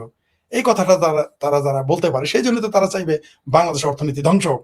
আর আপনি যেটা বললেন, যুদ্ধ তো চাচ্ছে এই দেশের যারা হেফাজতপন্থী, পাকিস্তানপন্থী, হেফাজতে পাকিস্তানি, জামাত, এরা কিন্তু যুদ্ধ চাচ্ছে। কারণ যুদ্ধটা চাইলেই তাদের 16 গলা পূর্ণ হবে। ভারত এদের কথায় নামবে না। যেহেতু এরা চাচ্ছে তাই যুদ্ধ এখন নামবে না ভারত, যেটা শুরুতে বলেছিলাম। কারণ ভারত তাদের কথাই করবে না। ভারতের যখন দরকার ভারতের মতো করে ভারত করবে। এরা চাচ্ছে একটা যুদ্ধ হইলেই তারা তখন বলতে পারবে এই যে দেখো আমাদের আক্রমণ করছে, তখন পাকিস্তান আসতে পারবে, তুরস্ক আসতে পারবে। ভারত এই সুযোগ দিবে না। ভারতের সাথে আমাদের সম্পর্ক যখন শীতল হয়ে যাবে, সীমান্তের সম্পর্ক খারাপ হবে, আমাদের কূটনৈতিক সম্পর্ক ফাইনালি খারাপ হয়ে যাবে, তখন এই দেশের মানুষ না খেয়ে মারা শুরু করবে, দুর্ভিক্ষে মারা যাবে। আপনি ঠেকায় রাখতে পারবেন না। তো আমার মনে হয় আমরা ভেবেছিলাম একটি তথাকথিত নির্বাচনও যদি হয়, আমাদের দেশটা যুদ্ধ ও দুর্ভিক্ষ থেকে বেঁচে যাবে, গৃহযুদ্ধ থেকে বেঁচে যাবে।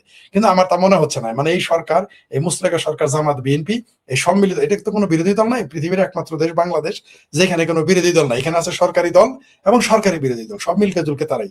এরা জেনে শুনে বাংলাদেশটাকে একটা দুর্ভিক্ষের দিকে নিয়ে যাচ্ছে, গৃহযুদ্ধের দিকে নিয়ে যাচ্ছে, অর্থনৈতিক ভাবে ধ্বংস হওয়ার দিকে নিজেরাই ডুবে যাচ্ছে। এখানে কিছু করার নাই। এখন আপনি যে চুলকায় ঘাও বানানকে ফেরাইতে পারবে না।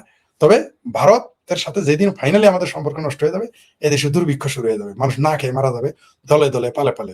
কারণ এখনই কিন্তু 1 কোটি লোক ভারতে গিয়ে কামলা দেয়, কামের বুয়াগিরি করে। আর 1 কোটি মানুষ ভারতের সীমান্তে চোরাকার বাড়ি করে ভাত খায়। অর্থাৎ 2 কোটি মানুষ বাংলাদেশ সরকারের সাথে সম্পর্ক নয়, সম্পূর্ণ ভারতের আয়ের সাথে নির্ভর করে, ভারতের সাথে সম্পৃক্ত। এটা যখন বন্ধ হয়ে যাবে, বাংলাদেশে এমনি দুর্ভিক্ষ লেগে যাবে। ভারত শেষে তাই করবে।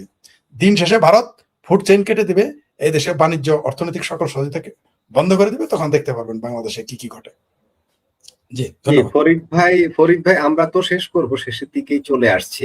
আমি রফিক ভাইয়ের কাছে একটু যাই। রফিক ভাই যদি সংক্ষেপে আলোচনা করেন, আমার আরেকটা ছোট বিষয় আছে, সেটাও আলোচনা করে শেষ করে দেব। সংক্ষেপে যদি বলেন, সময় বেশি নিতে পারবেন না। সেটা হচ্ছে যেটা ফরিদ ভাইকে প্রশ্ন করেছিলেন, যে আমাদের দ্বিপাক্ষিক সম্পর্ক, আমাদের অনেকগুলো বিষয় আছে, গঙ্গা, তারপরে তিস্তা, সীমান্ত হত্যা, বাণিজ্যের অসমতা, অনেক বিষয় আছে যেগুলো নিয়ে ভারতের সাথে যদি আলোচনার টেবিল ক্লোজ হয়ে যায়, তাহলে এই সমস্যাগুলো আমাদের সমাধান হবে কিভাবে?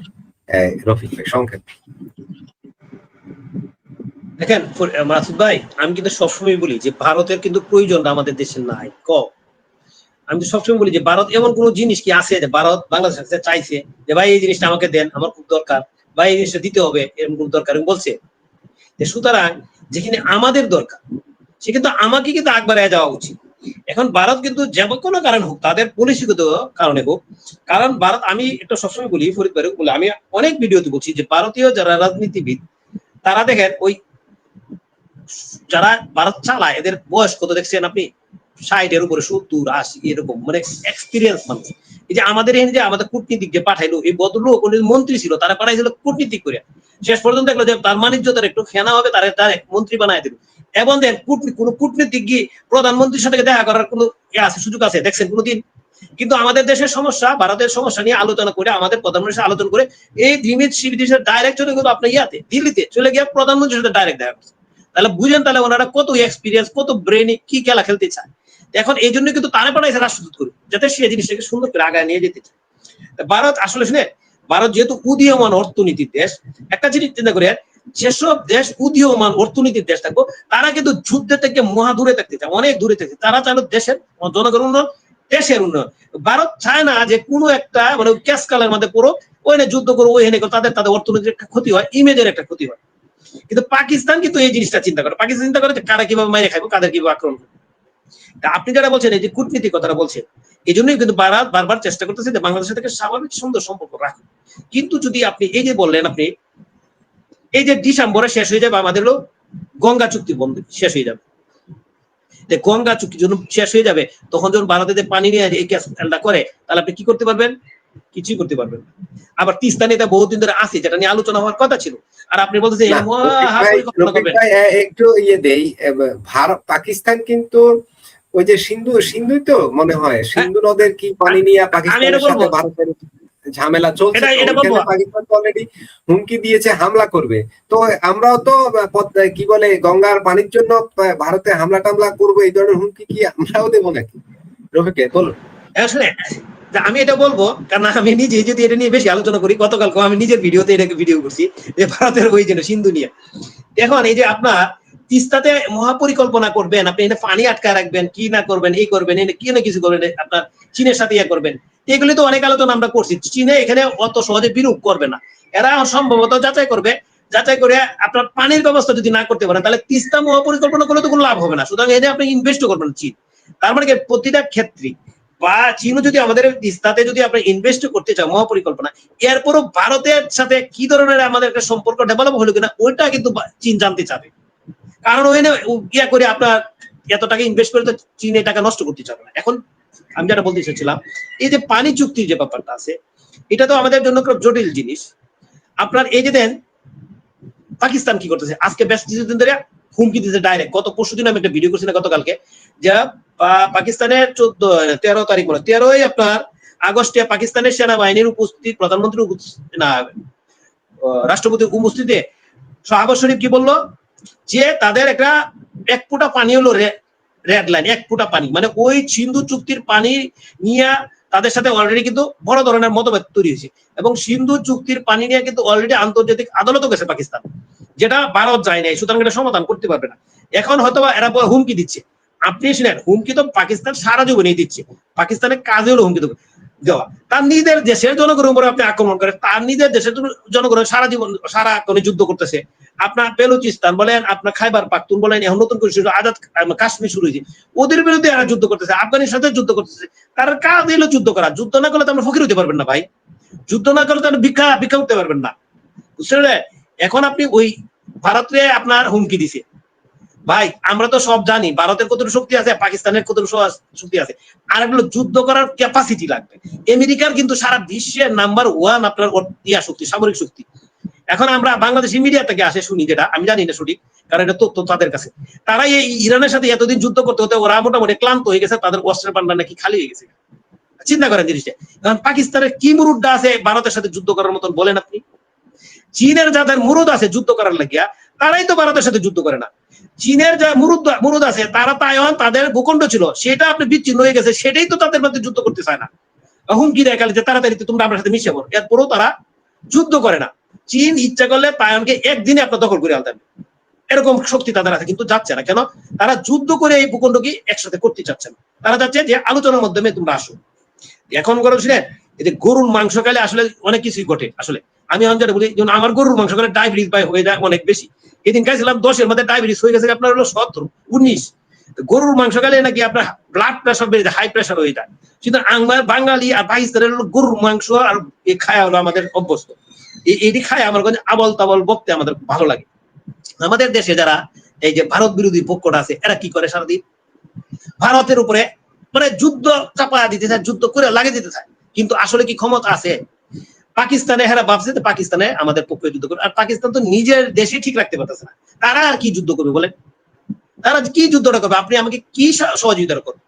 এখন যেটা আমাদের যেটা দরকার ছিল, যেটা কি আমাদের একটা বুদ্ধিদীপ্ত কূটনীতিক টিম আমাদের দরকার ছিল, যে কূটনীতিক টিম দিয়ে আপনার ভারতের সাথে আমাদের যে সমস্যা যেগুলো আছে সেগুলি সমাধানের জন্য একটা আলোচনা করা, যেন আপনার আপনার ত্রিবেদী সাহেব যেভাবে আপনার আমাদের পররাষ্ট্রমন্ত্রী বলেন, আমাদের স্বরাষ্ট্রমন্ত্রী বলেন, পররাষ্ট্র উপদেষ্টা বলেন, শেষ পর্যন্ত প্রধানমন্ত্রীর সাথে যে ধরনের আপনার করছে, আপনার কূটনৈতিক প্রচেষ্টা চালাইছে, আমারও তো মনে হয় যে আমাদেরও এরকম বুদ্ধিদত্ত কিছু লোক দরকার ছিল, যে আমার প্রধানমন্ত্রী গিয়ে আপনাকে যেভাবে বুঝায় ভারতের কাছে পাঠানো, ভারতের যেহেতু আমন্ত্রণ দিয়েছে মেহমান হিসেবে ওনাকে যাওয়া উচিত, গিয়ে ওইখানে প্রধানমন্ত্রীর সাথে আলোচনা করা উচিত। ত্রিবেদী সাহেব তো বলছে যে আমাদের দুই প্রধানমন্ত্রী একসাথে বসলে সকল সমস্যার সমাধান হয়ে যাবে। এখন আপনি আগে যেটা বাংলাদেশের তরফে যে সিদ্ধান্তের কথা বলা হচ্ছে এটাই যদি ফাইনাল হয়, তাহলে তো আর আমরা আমরা কাউকে উপদেশ দিতে পারি না। এখন ভারত বলছে যেটা হচ্ছে দুটা শর্ত, একটা হলো শেখ হাসিনার প্রত্যর্পণ, শেখ হাসিনাকে, আর একটা হলো ওসমান হাদির যে খুনি ভারতে গ্রেপ্তার আছে তাকে প্রত্যাহার। দুটো শর্তের কথা বলা হয়েছে, আমি bdnews24.com এ দেখেছি, বাংলাদেশের পররাষ্ট্র মন্ত্রণালয়ের মুখপাত্র বলছে। এখন ভারত বলছে শেখ হাসিনার বিষয়ে সিদ্ধান্ত নিবে ভারতের আদালত, মানে বাংলাদেশ সরকার যেভাবে চায় তা হবে না। প্রশ্ন হলো ভারত কি নতুন চাল দিল? সামনে কি টপিক ভাই সংক্ষেপে আমরা আপনি কথা বুঝেন, আপনি শেখ হাসিনা ভারত কিভাবে হাইটে গেছে না পলায় গেছে বলেন? আমাদের বিমান বাহিনী, আমাদের সেনাবাহিনীর 24 দল ওনাকে বিমান দিয়ে ভারতে পৌঁছায় দিয়ে আসছে। ভারতীয় অবশ্যই তখন ভারতের সাথে যোগাযোগ করার পরেই তো ভারতে বিমান গেছে, না বিমান যেতে পারতো না, তাই না? তাহলে আমাদের সেনাবাহিনীর যে আপনার প্রধান ছিল উনি তো এখানে আছে, তাই না? বিমান বাহিনী প্রধান মনে হয় চেঞ্জ হয়েছে, অন্যান্য বাহিনীর এটা আছে। তাদের কাছে জিজ্ঞাসা করুন যে কি শর্তে ওইখানে পৌঁছায় দিয়ে আসছে। এটা আপনি তো ওইখানে তো আপনি কি শর্তে ফিরে আনবেন, তাহলে আপনার ওই জিনিসটা আলোচনা হোক আগে। একটা নিশ্চয় একটা শর্তে তো ওখানে পাঠানো হয়েছে নাকি? না হলে উনি তো আর বিমান তো চালায় যায় না। শেখ হাসিনা বিমান চালায় কি ভারতে গিয়ে নামছে গিয়া? বা শেখ হাসিনার যে বিমান গেছিল ওই বিমান কি ভারতে গিয়ে আটকে গেছে? যেরকম আপনার সিরিয়ার প্রেসিডেন্ট তাদের ফুল ফ্যামিলি নিয়ে রাশিয়া চলে গেছে বিমান নিয়ে, ব্যক্তিগত বিমানে চলে। এই বিমান কি তারা আসে নাই, সিরিয়াতে ফিরে আসে নাই। আর আমাদের বিমান তো সাবেক প্রধানমন্ত্রী ওনাকে ভারতে রেখে তাদের কি বিমান গাড়িতে নামছে, নামে রেখে ওনাকে দিয়ে আমাদের বিমান বাহিনী ফেরত আসছে। তাহলে এটা তো একটা আলোচনার ব্যাপার। আপনি যদি কাছাকাছি না যান, দূর থেকে যদি আপনি শর্ত দেন, এই শর্ত সেই শর্ত, তাহলে তো এগুলির কোনো মানে ফলপ্রসূ আপনার হবে না, সলিউশন হবে না। আপনি যদি এখান থেকে বলেন উসমান হাদির ব্যাপারটা যেটা বলছেন, উসমান হাদির খুনি আপনার অ্যারেস্ট হয়েছে, ধরেন আপনি বলছেন অ্যারেস্ট হয়েছে বাংলাদেশ থেকে, বলছে আপনাকে দেখে আসে আমাদের লোকরা কি গেছিল? আপনি কি এখান থেকে কোনো প্রতিনিধি গেছিল যে উসমানদের লোক এখানে অ্যারেস্ট হয়েছে? ওনারা তো বলেন না আমরা উসমান হাদির লোক অ্যারেস্ট হয় নাই। আরেকটা জিনিস হলো কি, কোন লোক যদি আপনার অবৈধভাবে অন্য দেশে গিয়ে ঢুকে, এই ঢুকার পরে সে যদি পুলিশ ওদের দেশের আপনার ইয়াতে যদি পুলিশের কাছে ধরা পড়ে, ওদের কিন্তু আইন আছে যে অবৈধ আপনার সীমান্ত আপনার পার হওয়ার কারণে সে অ্যারেস্ট হয়, আদালতে সুপুর্দ হয়, এবং আদালতে তার নামে অলরেডি মামলা হয়ে গেছে। ওই মামলার রায় পর্যন্ত অপেক্ষা করতে হবে। আপনি যদি বললেই শুধু তো হয় না, বললে হয় কখন?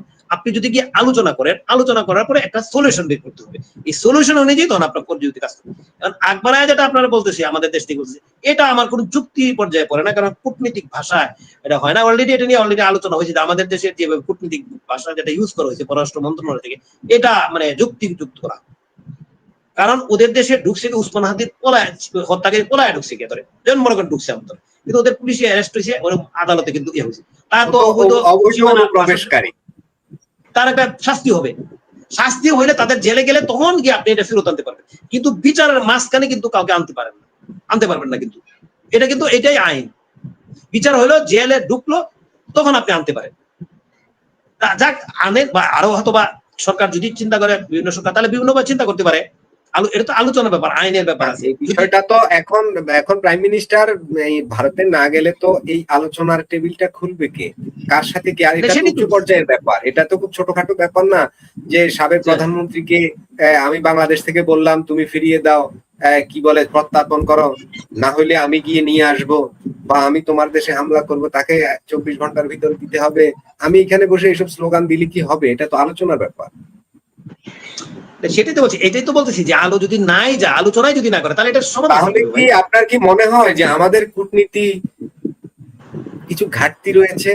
মানে আমাদের যেমন চায়নাতে আমরা গেলাম, আমাদের চায়না ইনভেস্ট করবে, ফাইনালে দেখলাম ইনভেস্ট করা তো দূরে থাকুক, আরো বিপদ হয়ে গেল খবরই নেই। অনেকটা। এখন মার্কিন খবরই নেই। যুক্তরাষ্ট্রের সাথে আবার আমরা বাণিজ্য চুক্তি করলাম, এখন আমাদের গ্যাস সংকট, পিটার হাস আমাদের সচিবালয়ে এসে বসে থাকে এলএনজি বিক্রির জন্য, আমরা তার কাছ থেকে ডাবল দামে এলএনজি কিনি, তাও কাভারেজ হয় না। আমাদের সরকার বলছে 2 বছরেও সমাধান হবে না তেল গ্যাসের সমস্যা, বিদ্যুতের সমস্যা। যাই হোক, রফিক ভাই, আমরা আজকের আলোচনাটা আর দীর্ঘায়িত করবো না। অনেক দর্শক যারা এতক্ষণ আমাদের শুনছিলেন, লাইক কমেন্ট শেয়ার করেছেন এবং সাবস্ক্রাইব করেছেন, আপনাদের প্রতি অনেক প্রীতি ও ভালোবাসা। রফিক ভাই, ফরিদ ভাই যুক্ত হয়ে সময় দিয়েছেন, আপনাদের প্রতি অনেক কৃতজ্ঞতা। দর্শক, আজ এখানেই শেষ করব, দেখা হবে পরবর্তী লাইভে। সে পর্যন্ত সবাই ভালো থাকুন, সুস্থ থাকুন এবং নিরাপদে থাকুন।